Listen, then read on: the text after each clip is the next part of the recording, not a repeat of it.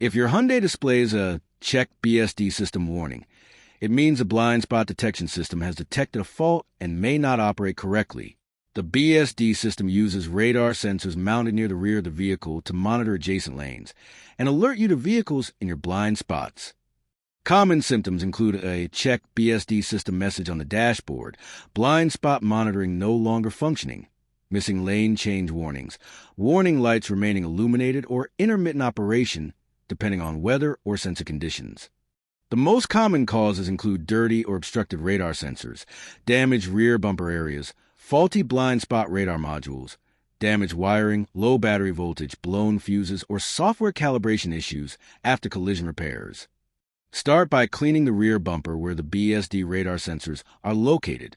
Then scan the vehicle for blind spot monitoring fault codes using a compatible diagnostic scanner.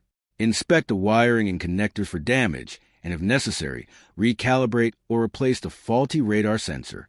After repairs, clear the fault codes and verify that the BSD warning no longer appears.